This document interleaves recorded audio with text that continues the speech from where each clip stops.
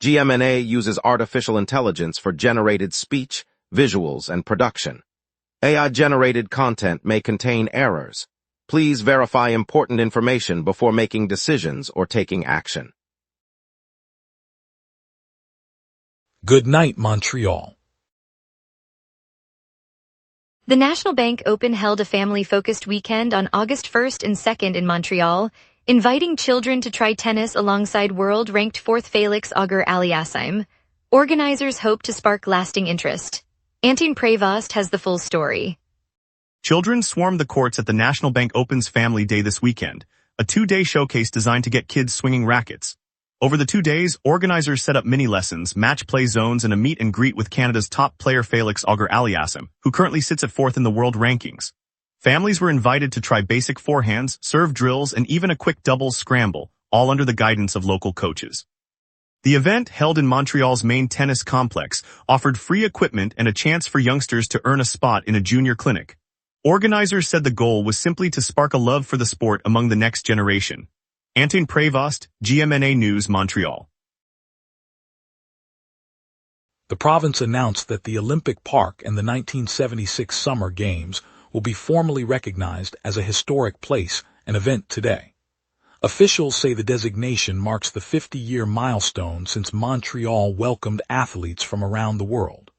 The historic plaque ceremony will take place at the iconic stadium in the park, with representatives from the government, former Olympians, and local heritage groups on hand.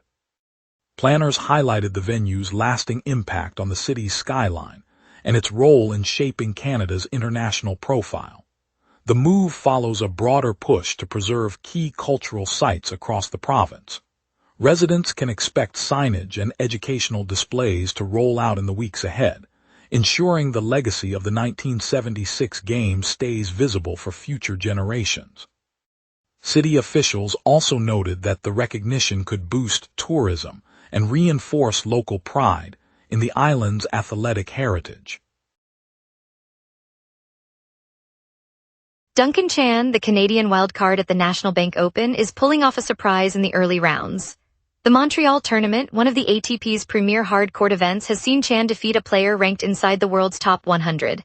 Chan entered the draw as a low-ranked hopeful, yet he used aggressive baseline strokes and precise serve placement to break his opponent's rhythm in the second set.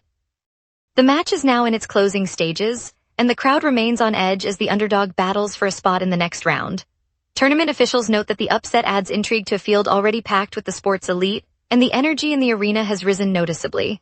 Chan's performance marks one of the few times a homegrown player has advanced past the first round in recent years, offering a boost to local fans and media alike. Alexis Galarneau has earned a place in the National Bank Omnium main draw, joining 3 other Canadians competing in Montreal's premier track cycling event this weekend. Simon Fortier has the full story. Alexis Galarneau just secured his place in the main draw of the National Bank Omnium, the premier track cycling showdown on Montreal's indoor velodrome. The qualification came on Saturday evening, joining 3 other Canadians who also earned spots in the field. The Omnium draws the sport's top riders for a series of timed and points races, and the Canadian quartet will line up alongside an international roster. Organizers confirmed the 4 riders met the required time standards during today's preliminary sessions. Fans gathered as the lights sharpened over the wooden track, waiting for the next round of heats that will determine who advances toward the final sprint. The main draw will kick off early next week, with riders vying for valuable World Cup points. Simon Fortier, GMNA News, Montreal. Social housing apartments across the city have been turned into temporary research laboratories this summer as temperatures climb well above normal. Lise Pellerin, a public health official, said the initiative places monitoring equipment inside occupied low-income units to record indoor climate while outdoor readings hover around 26 degrees Celsius. Early data show indoor temperatures lingering near 25 degrees, a narrow margin that could exacerbate health risks for vulnerable residents. The study, running through the remainder of the warm season, aims to quantify how sustained heat affects occupants of subsidized housing and to inform future mitigation strategies. Researchers will compare temperature differentials across several neighborhoods, tracking humidity and ventilation patterns. Officials stress that participation is voluntary and that tenants will receive regular updates on findings, as the project progresses. Results are expected to guide city planning and emergency response measures for future heat waves. Coming up, we'll break down the city's most dangerous cyclist intersections and what it means for commuters, plus more. We will be right back. Watch the local sunset tonight at 6 p.m. for all your local Montreal news. Good night, Montreal. Today, a new municipal study released its findings on cyclist safety, pinpointing the intersections with the highest number of collisions across the island. The analysis, compiled by the city's transportation department, examined crash data from the past 5 years and highlighted 15 locations where cyclists are most frequently involved in accidents. Among the hotspots are the junctions of St. Laurent and Rachel, Barrie and Delorimier, and the crossing of Papineau with Rue St. Denis, each showing a concentration of incidents well above the citywide average. Officials say the data will inform future infrastructure upgrades, such as protected bike lanes and improved signal timing, but no specific projects have been announced. The report arrives as cyclist safety continues to be a public health concern, prompting calls for targeted measures to reduce injury rates. Quebec grocery bills jumped sharply in July, outpacing inflation rates across Canada and putting local shoppers at the highest price increase in the nation. Simon Fortier has the full story. Over the past month, grocery prices in Quebec have climbed faster than anywhere else in Canada, according to the latest provincial inflation data released in July 2026. The average grocery bill in the province rose by a larger margin than in neighboring provinces, pushing household food costs higher at a time when many families are already feeling the pinch. While some regions saw modest upticks, Quebec's food price index jumped noticeably, outpacing the national average. Economists note that the disparity reflects differences in supply chains and local market conditions across the country. The trend adds pressure on consumers as they head to supermarkets across the province. Simon Fortier, GMNA News, Montreal. Fierté Montreal unveiled its agenda for this weekend's 20-year celebration, pledging a return to the movement's activist roots. Organizers said the program will center on open dialogue and community repair, acknowledging the turmoil that forced the 2025 festival to scale back. By foregrounding conversations with local groups and spotlighting grassroots actions, the committee hopes to rebuild trust and reinvigorate the spirit that launched the parade 2 decades ago. Officials emphasized that this year's events, beginning at 8 o'clock this morning, will feature town hall-style forums alongside traditional marches and concerts. In addition, one dedicated day of volunteer service will be woven into the schedule, inviting participants to work directly with local LGBTQ+ shelters and health centers. The shift follows a year of introspection after the 2025 crisis disrupted operations, marking a clear pivot toward inclusivity and accountability while still celebrating the vibrant queer culture that defines the city. Former Olympic venues are proving their lasting value as the city weaves them into everyday life. The Claude Rabia Sports Complex in the East End and the Etienne Desmarteau Center on the island's south side have both been repurposed for community programs, school leagues, and public recreation. Built for the 70s Summer Games, each site now hosts a mix of indoor courts, swimming pools, and fitness studios that serve neighborhoods from Villeray to Rosemont. City officials point to the seamless integration as a model for how legacy facilities can avoid decay and become vibrant hubs. Residents enjoy affordable access to high-quality amenities without leaving their boroughs, while the structures continue to generate modest revenue for maintenance. The success shows that thoughtful planning can turn Olympic infrastructure into lasting urban assets. Planners hope other former sites will follow this example across the province. Quebec Superior Court ordered the provincial government and Tourism Minister Caroline Praux to pay over $60,000 to an anti-abortion Christian group for breaching a 2023 contract and infringing freedom of expression. Camille Dowsett has the full story. At a downtown courthouse, a Quebec Superior Court judge issued a ruling ordering the provincial government and former Tourism Minister Caroline Praux to pay more than $60,000 to an anti-abortion Christian organization. The court found the province broke a 2023 agreement it had signed with the group and infringed the organization's freedom of expression when the tourism ministry terminated the contract. Lawyers for the group said the decision affirms that government agreements cannot be ended without cause. The province and former minister have a limited window to appeal the judgment. The order was handed down on July 31, 2026. Reporters in the courtroom noted the decision could set a precedent for how the province handles future cultural and social agreements.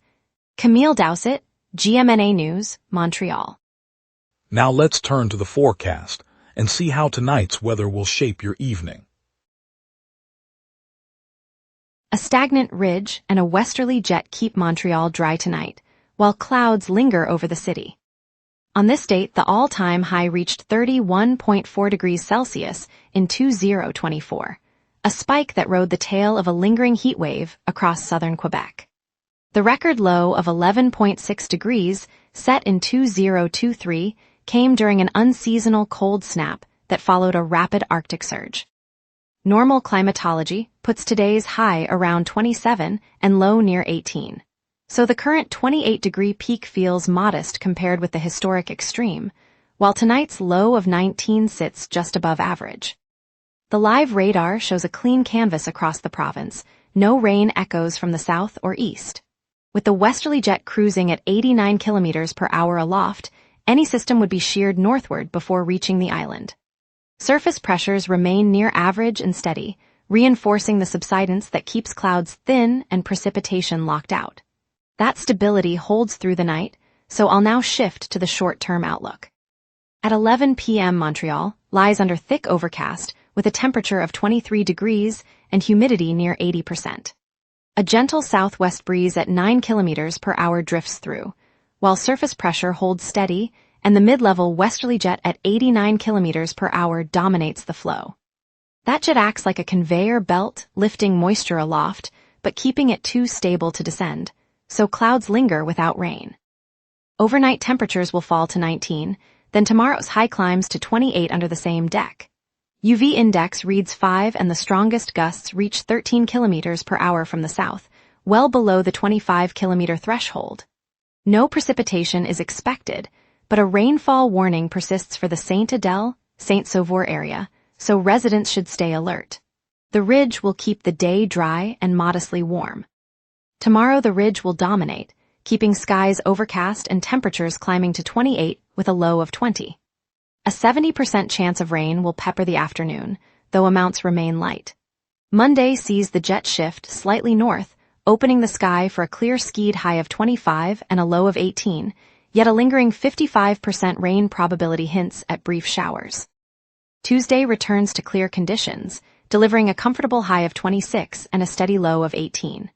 Wednesday the cloud cover rebuilds, bringing a high of 27, low of 18 and a chance of drizzle. Thursday the pattern finally clears, offering a mainly clear day, high 26, low 20 and only a 35% rain risk. Overall, the week swings between wet spells and dry, mild temperatures with no extreme wind or heat events. And that's your weather. Remember, the wrap is also available as a podcast. Listen anytime on iHeartRadio or wherever you get your podcasts. Up next, a look at today's traffic snarls, the latest on what's on, and a quick sports and season update. We will be right back. Watch the local sunset tonight at 6 p.m. for all your local Montreal news. And now here's Jason with sports. Canadians busy this summer, here's where things stand heading into camp. The Canadiens front office isn't waiting for the puck to drop before thinking about the next draft class. 3 prospects already identified as potential 2027 targets tells you everything about where this rebuild is headed. Montreal is stacking the pipeline, not just filling holes on the current roster. Arbor Xhekaj is a restricted free agent and the Canadiens haven't resolved his situation. That decision matters. He's a physical presence this depth chart can use. Meanwhile, Montreal ranking second league-wide for cap efficiency is a real signal that this front office knows how to build without overpaying. Montreal added 23-year-old forward Sasha Pastujov from Anaheim, sending Sean Farrell the other way in a straight-up swap of restricted free agents.